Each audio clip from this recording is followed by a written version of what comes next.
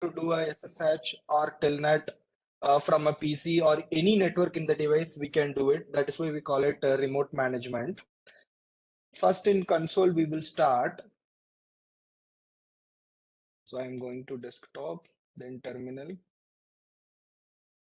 So here you can see we are accessing the router because it is new and there is no configuration already present. It is brand new.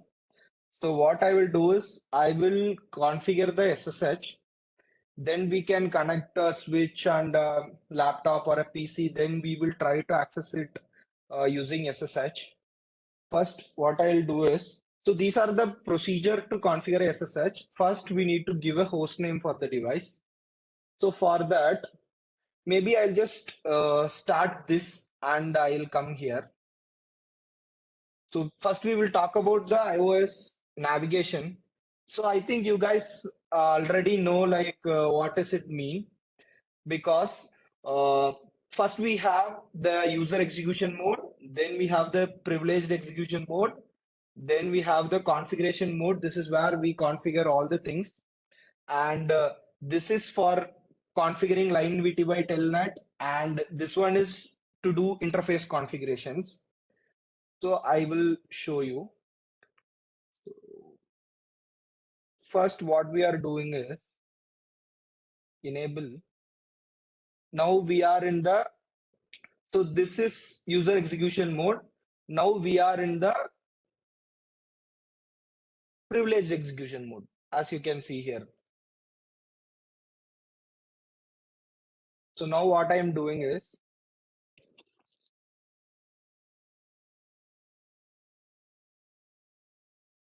I am trying to do configure a host name. So I'm doing R1 just to make like router one, we can say. After that, what I'm doing is I am configuring the username and password for this router so that we can use it. So username Cisco, password Cisco. Okay.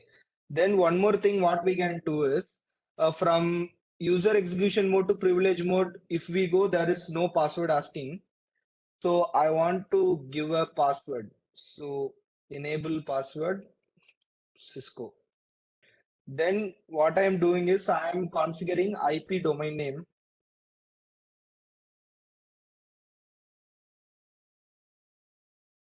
Then I am generating the SSH keys so that we can access through SSH.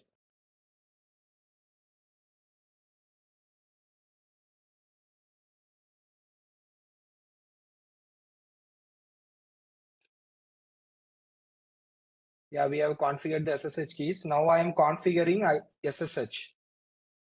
So IP SSH version 2. Now here is the interesting part. We saw about like what is this line configuration mode. So this is global configuration. This is where we made host name changes. Then we configured crypto keys for SSH. So all this happens in the global configuration mode. So now we are in the line configuration mode here. So I'm saying there can be 5 lines here from line VTY 0 to 5. Then I am saying login local. Then we have to do SSH, right? So I'm doing transport input SSH. So at last I'll have some time to clarify your doubts. So if you have any doubts, you can just keep it for now. Maybe you can mark it. At last I'll come. Maybe we can discuss it if we have time. So transport input SSH. Then that's all. So I just want to show you how to navigate from one mode to another mode. Think that we are in now, we are in the config line mode. So I want to, if I do exit, I'll be in the global config mode. If I do exit again, see, I'll be in the privileged execution mode. So from changing to one mode to another mode, if you just give exit, it will go back. Yeah. So we have configured SSH. Let me check whether we have correctly done or not. So we forgot one thing. We need to do. We need to configure IP address for the interface. Then only like we can access it with the help of the IP address. So here, what we can do is just give me a minute.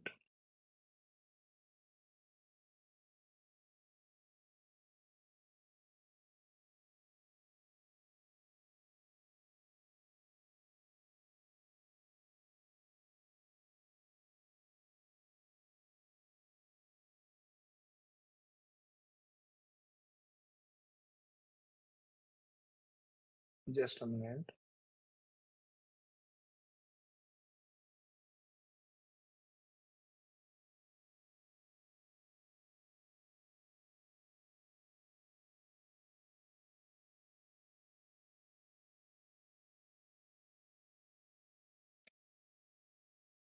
We are not able to access the router, so I'll just quickly restart it.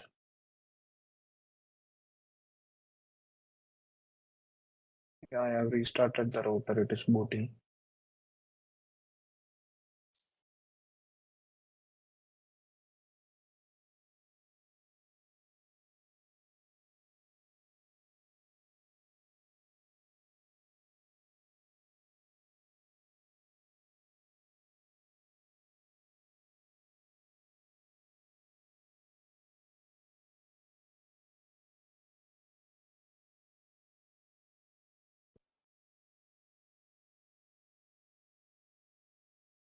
So enable configuration terminal. Now we will assign a IP address for the interface. First, I will just connect a switch. Then I'll just connect a laptop or a PC.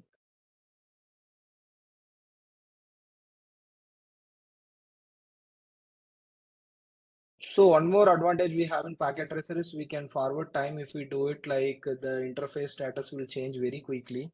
So it will be easier for us. So now you can see I have connected the switch to the gig 0/0/0 interface. So what I'm doing is I am going into the interface gig 0/0/0. So I'm giving no shut. That means no shutdown. See, the link is not up yet. So if you give no shutdown, see, now you can see the link is up. See, the link is up and it is booting. So now what I am doing is I am assigning a IP address for this port. Okay. So this is how you will assign a IP address to the port. You can note down the command if you need. So the command is IP address. Then we have to give the subnet mask. We will come to what is subnet mask at a later point because that will be a very big and lengthy explanation. So now we have configured the IP address for the interface.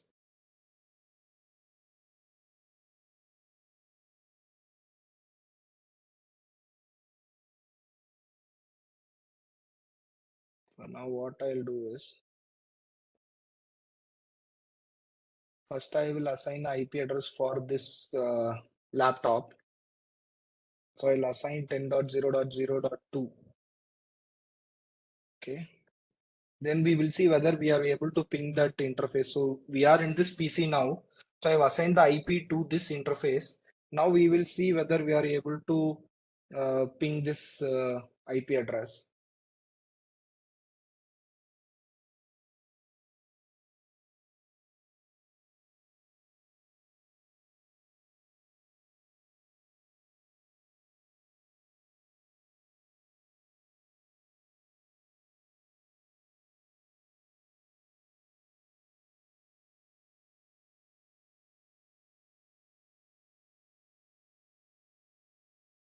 Just a minute.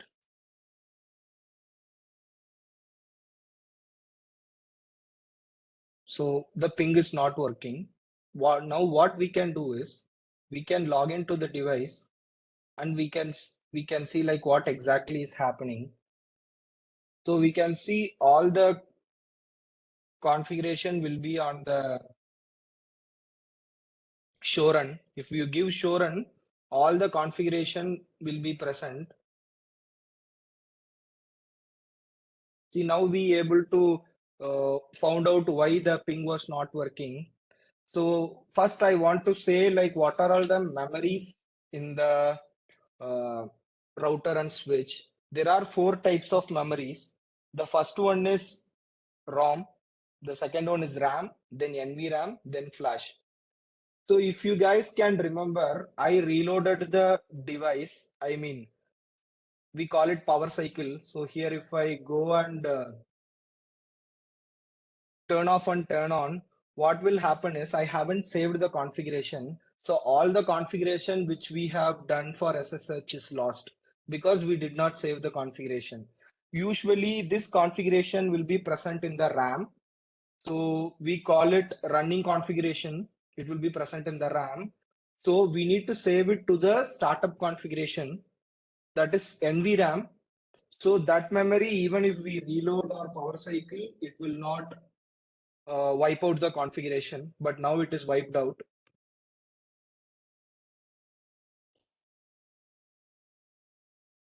Host name R1, then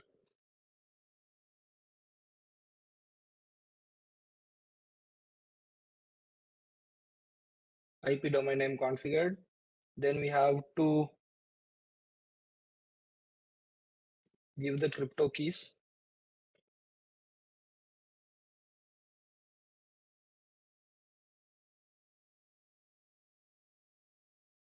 Then I will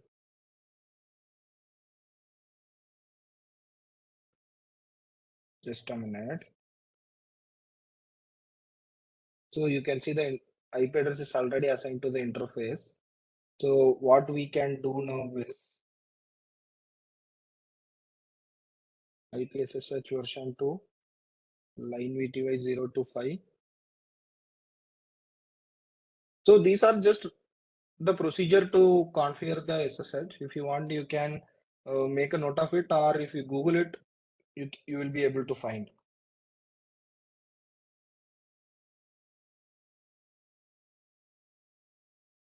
So I think we have done all the things to configure it.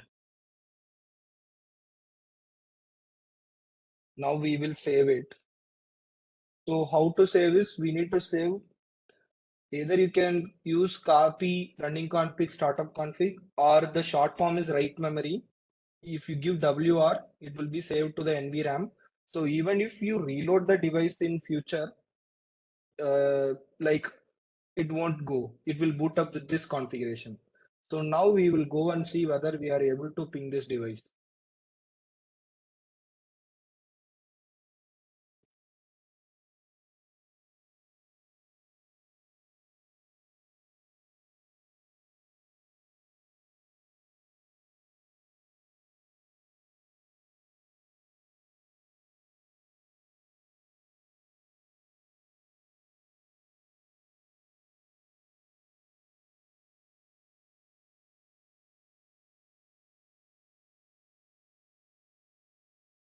So here the IP address is 10.0.0.2.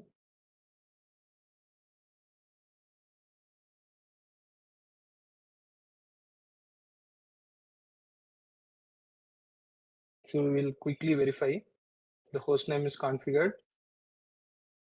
So IP SSH v2 is configured. IP domain name is cisco.com. So this interface we have configured. Yeah, Dharmi, that interface gig 000 is there connected with the switch. Yeah. So configure the IP which is connected with laptop, or you just connect the cable to gig 000 No, I have to connected laptop. the console cable. So I think from here we will be able to access. Just give me a minute.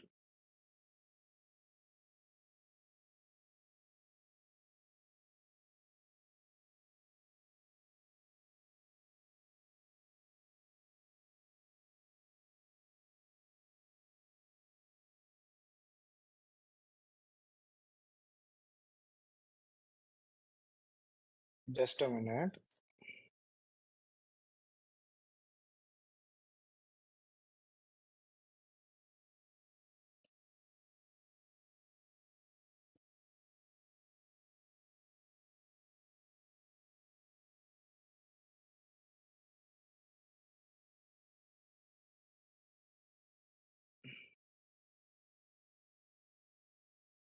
So let us try from this PC.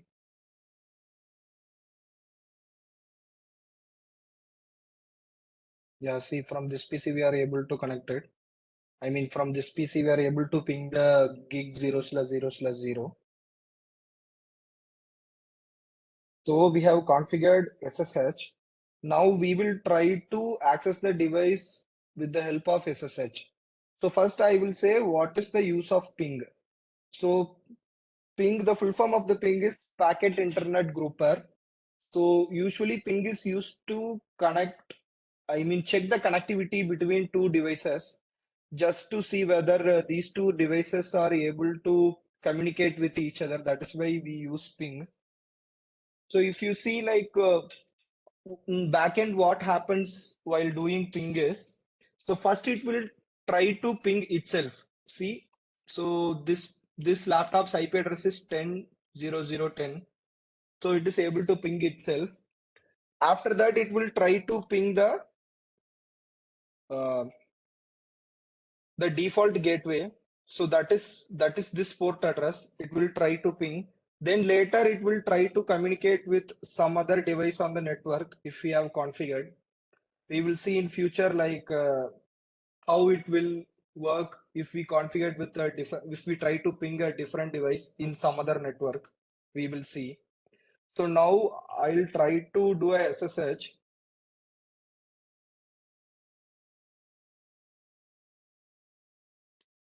See, it is asking password. Password invalid. What did I give? Just a minute.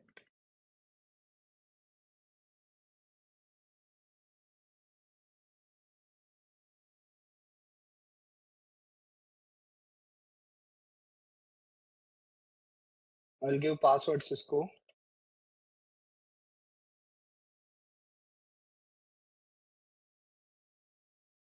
One more thing is, see, if we are in config mode, so we can save the configuration, do show commands and everything. We may not be able to do it in the config mode. We can be only doing it in the just a minute, privileged mode. So what we can do is we can add a do before it. If you give do show run, you may be able to see the show run. Okay. But without that, if you do, you may not be able to see. It will throw an error because we are not in the mode that we should be. So we can use the do command. Yeah. Now I will come. See, now we are able to access the device using this device. So first what we did is we had this device, we used the console cable to configure the device, to access the device, and we have configured the SSH. Then what we did is, with the help of this device, we are now able to access this device, as you can see. So this is laptop 1. So this is this device. So we are able to access this. Same way, if we have multiple number of devices in the network, if we have the password, we will be able to access this router or any network device that we have configured. So one more thing I want to show is we have configured password, enable password, and this username password. As you can see, it is a plain text here. So whomever have, like, anybody will be able to see it. So what we can do is we can encrypt this password with the help of,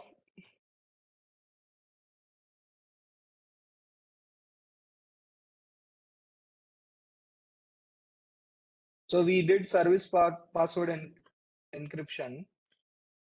See, now the password will not show in plain text. It will be encrypted.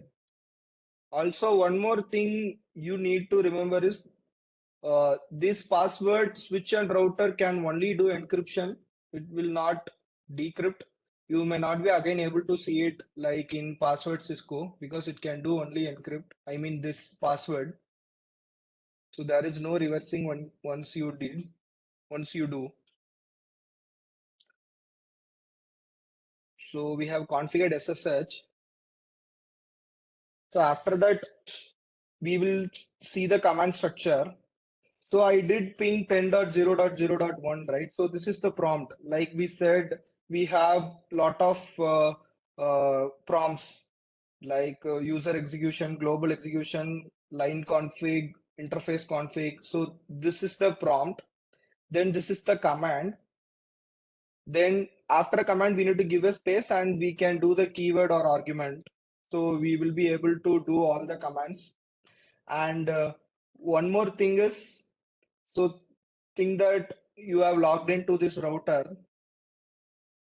Everything you do, you will be able to get help. You can just need to do question mark. Okay, so these are all the commands which we can use it in this router. So with the help of question mark, you will be able to do. Okay, so see host name, interface, everything will be already there. Okay, so what we can do is think that you only know the partial command. You don't know the full command. You can do crypto then question mark. Just a minute.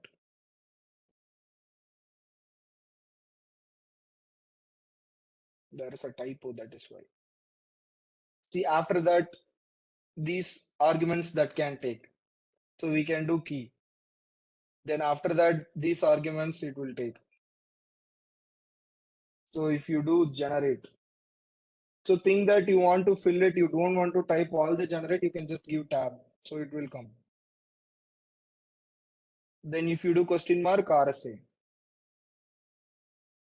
Then again, if you do question mark, then it will come. So same way, you don't have to memorize or make note of everything you do. If you just know the basics, with the help of question mark and tab, you will be able to navigate in this command line.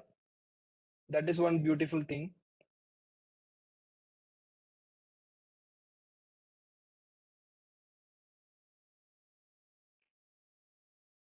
So now I want to talk about, see, like in this, we have one more device.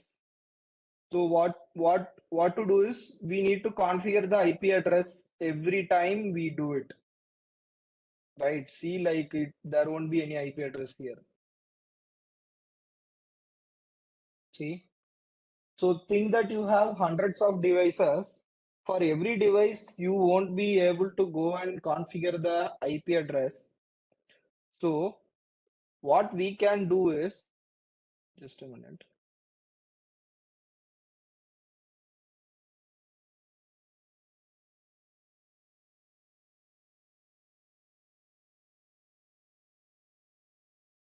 So what we can do is we can configure a DHCP server. So from which we will be able to get the IP address automatically. First, I will explain how the DHCP server works. It works with the process called DORA. So you don't want to get deep into it. Maybe you will just first know how to configure the DHCP for the devices. Then you can find out like how it works in the packet level, what is the process, how it goes. First, we will configure the DHCP.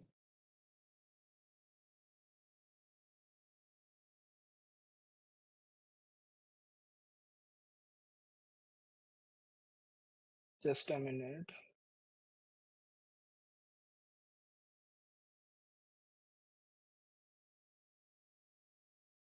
So I'm just giving my lab 1.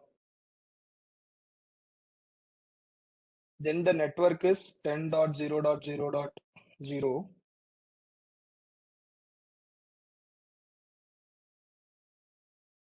So the default route is 10.0.0.1 because that is the interface for gig 0/0/0. So now what I am doing is, see that we have already used a few of the IPs, 10.0.0.1. Here I think I did 10 or something. So what we can do is we can exclude few IPs from getting assigned to the devices. So I'll give a range from 1 to 15. So if there is a request comes for the DHCP, it will not take this range because we have already assigned a few IPs for this VLAN, for this laptop and other devices. So it will not take. So now I am saving the configuration. So now let us check whether if the DHCP is working correctly or not. So in IP address, it is now static. So there is no IP address. Let us give DHCP. See, it worked. As you can see here, we excluded till .15 if you guys remember. So here it started with .16. So think that I am having one more network device here. Okay.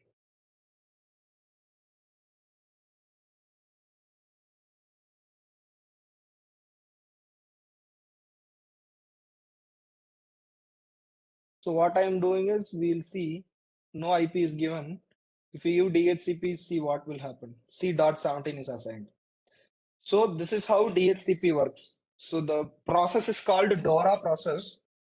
So discover, offer, request, acknowledge. So that is the process. What will happen is first if we give DHCP here, it will first broadcast a discover package asking like where is the DHCP server. Then the DHCP server in this case is the router. It will give a offer packet back to this. After that, this PC will request a IP address. See, I am using this IP address. Then here it will give the acknowledgement. So this is DO or a DORA process. So if you want to see like what are all the IP addresses that is being used, you can do so IP DHCP binding. See, like we only connected two laptops, so .16 and .17. So this is the MAC address of the device. So see, if I connect one more device,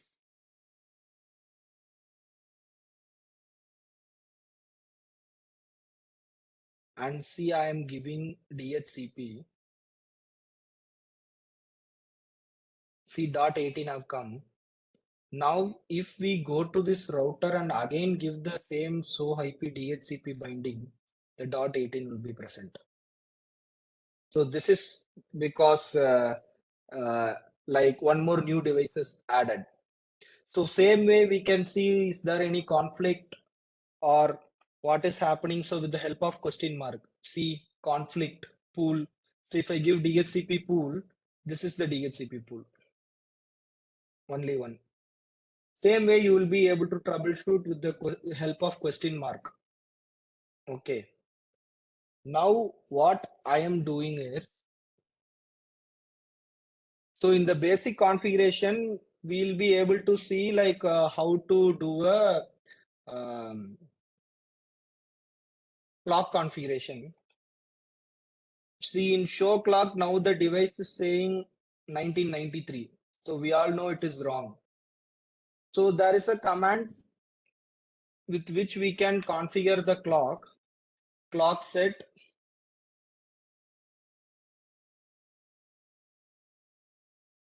Just a minute.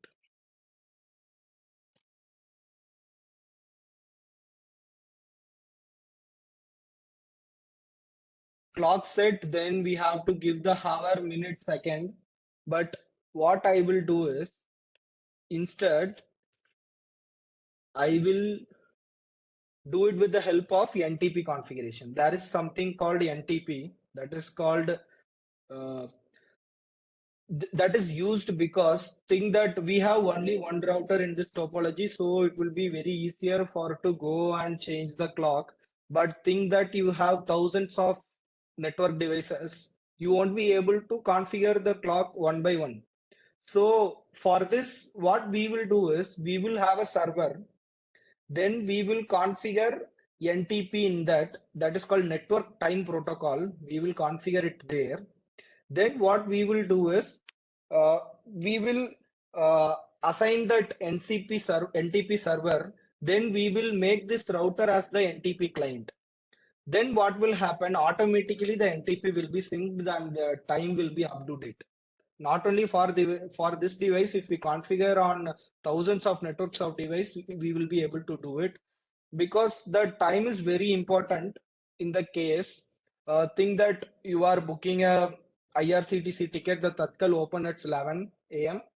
So it should be 11 for you and 11 for the IRCTC server also. Otherwise, there will be a mismatch and you won't be able to book the tickets correctly at 11. So this is the importance that we are having while doing this time configuration. Now, what I will do is I'll take a server, then I'll just connect this device to the server.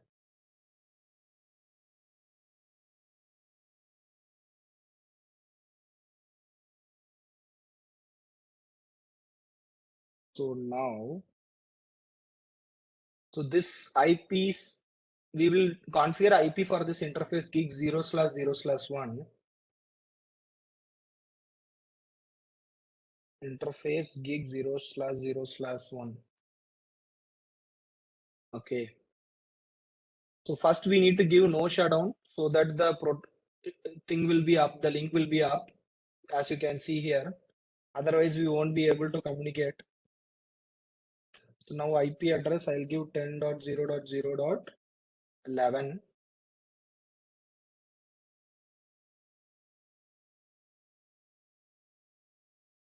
Sorry, I need to give 20.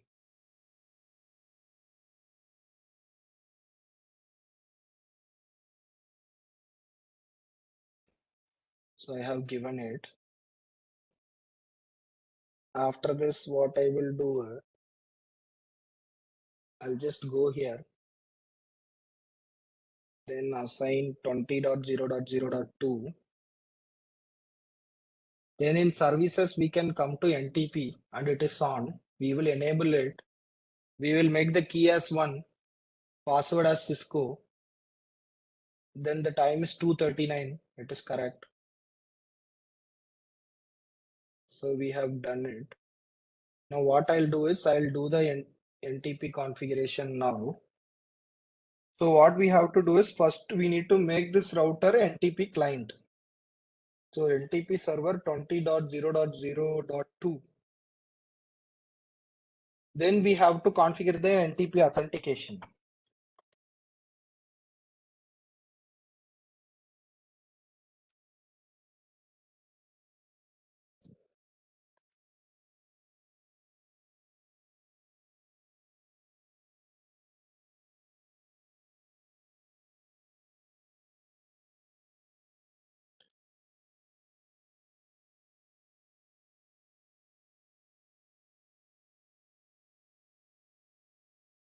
So this is the NTP configuration. If you want, maybe you can have a note of it, or I think it is available on Google also. So now what I am doing is I am doing show clock. So it is showing 1993. I am giving show NTP status. So here it is said the clock is not synchronized. So let us quickly forward for some more time and see if the clock is synchronized. See, now the clock is synchronized. See, previously it was not synchronized, and previously in show clock the time is 1993, it was showing wrong. So now if we do show clock, see the time is correct.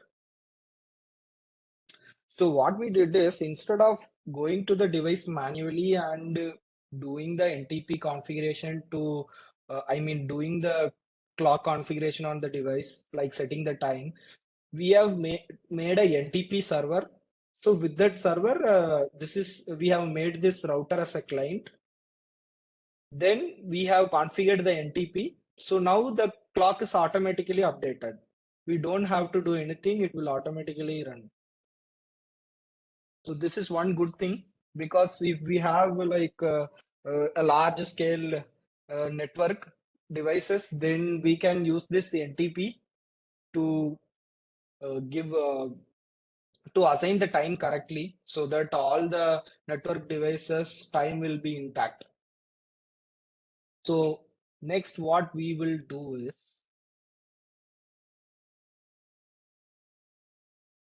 So we have already covered the basic configuration.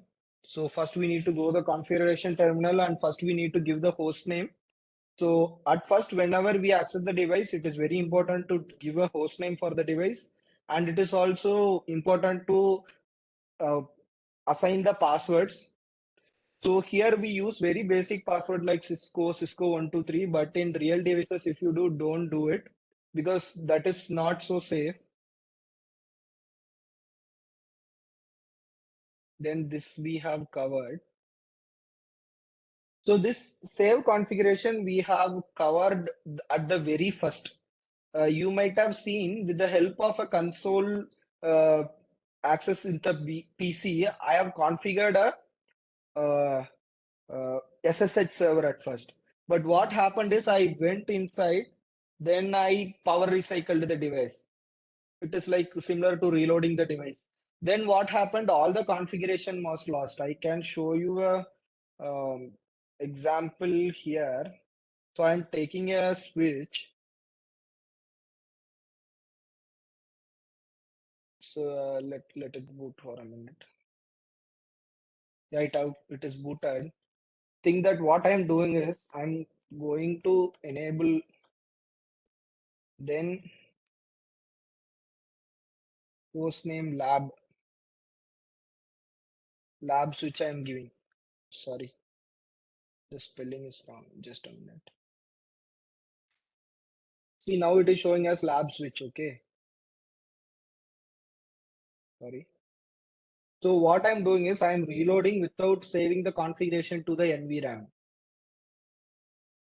So we cannot reload in this mode. So we need to come to this mode to reload. So it is saying system configuration has been modified, save. I am giving no. So now I'm reloading the device. So see, we have changed the host name to lab switch. Let us see after reload if it is coming back to this lab switch. See, after reload, it came to switch only. Say, likely all existing configuration will be lost because we haven't saved this configuration to the NVRAM. Now, what we will do is host name lab switch. Not what I'm doing is I'm saving the configuration to the NVRAM. Right memory I have given. Since we are in the config mode, I have given do before. Otherwise, it will not work. Now, what I am doing is I'm going to reload the device. So previously we have seen when we try to reload, it did not work as expected. See, now it is in the lab switch only. So it is always recommended to save the configuration before reloading because there might be a possibility that you will be losing the whole configuration just because we did not give the save command. So it is really important to save the configuration before we perform power cycle or reload. So power cycle is similar to reload only. Like we will just go and turn off the power. Then if we turn on, it is like switch off and switch on. It is called as power cycling.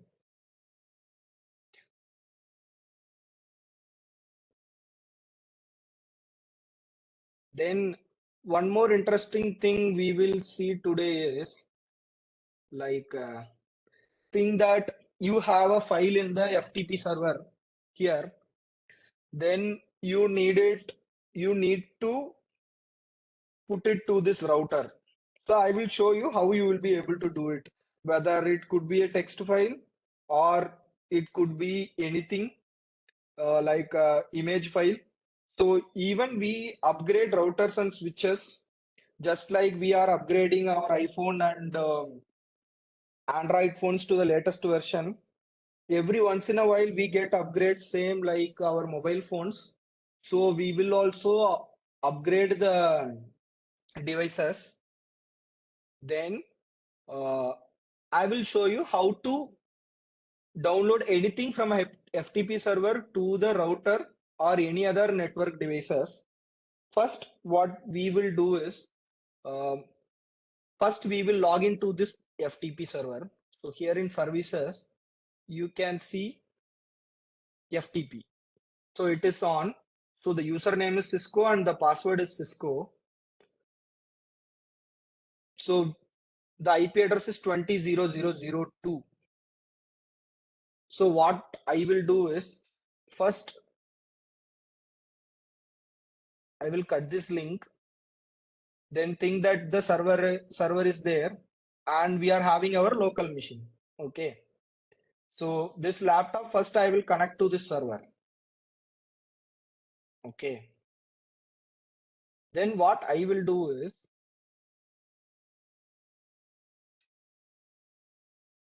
so FTP 20.0.0.2. First we will assign an IP address for this. 20.0.0.4 I'll do. Okay.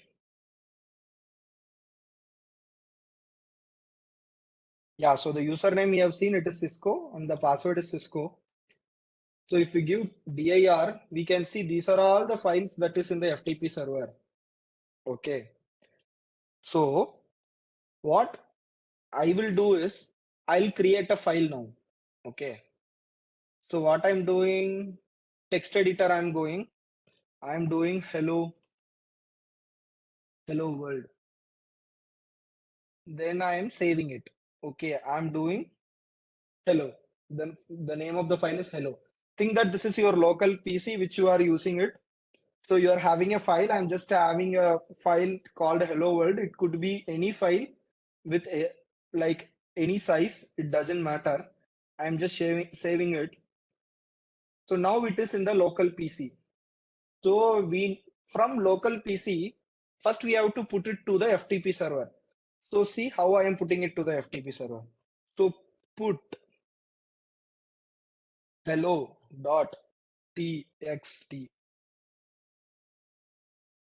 See, it is saying like writing file hello.txt, file transfer complete, 11 bytes copied. So previously we have done dir. Dir means directory. So in directory, we can go and see what are all the available files in the FTP or in the switch or router. So in dir, we can see these are all the things which is already present in the FTP. But this hello.txt could not be present here because we just now copied. So now if we give dir, we can see this hello.txt. Okay. So now what we have done is, in the FTP server, we have just connected our personal laptop. Then we have uploaded a file to that FTP server. Okay. So that is what we have done now. Now what I will do is, just a minute. I'll just disconnect this. Then what I will do is, again I will connect this with the FTP server. Okay. So we have already copied the file to the FTP server. Again, I have connected this to the router. Okay. So now what I am doing is,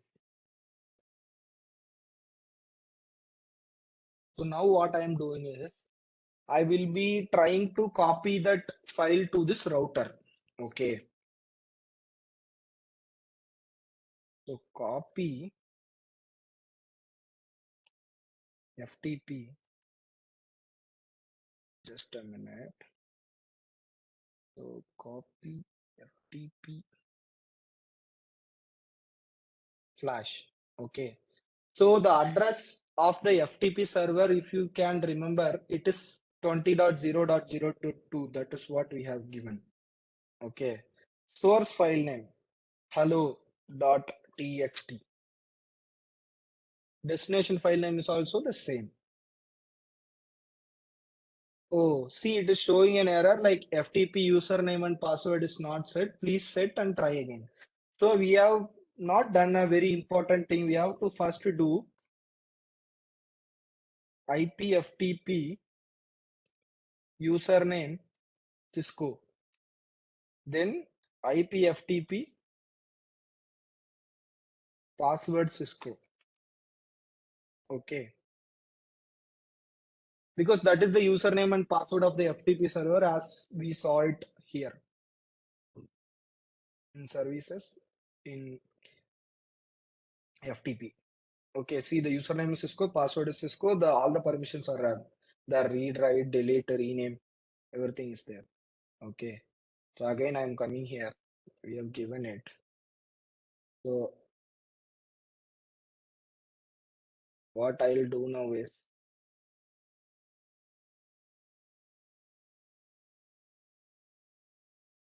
copy FTP flash. So now I'm giving the address of the FTP server. File name is hello.txt. So the destination file name is hello.txt. See, it is copied. It is copied to the router now. So if I give dir, see the hello.txt is present. Okay. If you want to re-verify like what is present in the hello.txt, we can use the more command. See, we have typed hello world and now hello world is present. Okay. Same way, we had a lot of bin files. I mean the OS, we call it. In the FTP, see these files. Same as we will be able to copy any of these files to the router, to this router or to this switch, or you can send a file from this laptop to this server, and if you can copy it to some other devices. So this way, if you have one FTP server, so FTP is file transfer protocol, so we are calling it a FTP server. So this is like a repository where all these files are present. So we can add any number of files depending upon the storage of the server, and we will be able to download it easily from any of the network devices.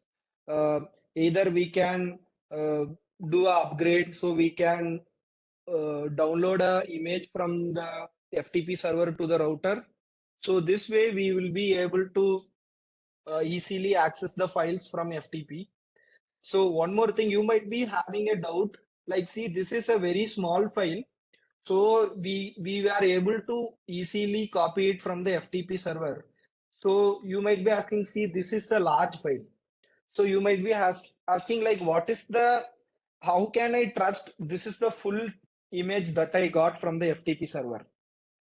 So in such scenarios, few image files could be even 1 GB big. So in those circumstances, what we have is called as MD5 verification, where we can verify the MD5 value of the device. So MD5 is nothing but there will be few characters given for that iOS. Even if 1 byte is changed, that is the algorithm which gives us a solid hash value for all the devices, photos, everything we put. Even if 1 byte is missing from the uh, file or package, the MD5 value will be different. So that is how we will verify whether the proper file is copied completely to the device. If we copy a corrupt device and if we try to do upgrade or any sort of activities, it will not go through. Since it is corrupt, it will go to Roman mode. So if you guys try to do a OS upgrade thing that you are having a Windows 10, if you want to go to a Windows 11, think that you are doing it yourself. You are not going to a service center and doing thing that you messed up in between. So you are trying to boot it. Then what will happen in the PC? It will enter the BIOS mode. BIOS means basic input and output. So same wise for router and switches, it is not called BIOS, it is called Roman mode. So if we try to boot a switch or router without an image, it will go to Roman mode, similar to going to BIOS mode in the PC. So I think we have only 4 more minutes left. So if you have any doubt, maybe you guys can ask. or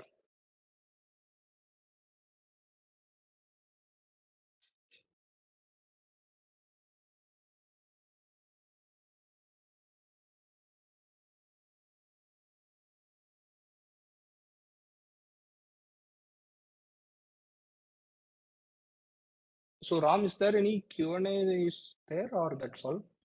I think we are done. Dharani. Okay. Yeah. Thank you so much, Dharani, for taking your time and briefing, explaining the students about today's concepts. Explain students about today's concepts. Thank you so much. Thank you, Anurag sir and Vignesh, for joining this session. Thank you all students, HODs, principals, for taking your time and joining this session.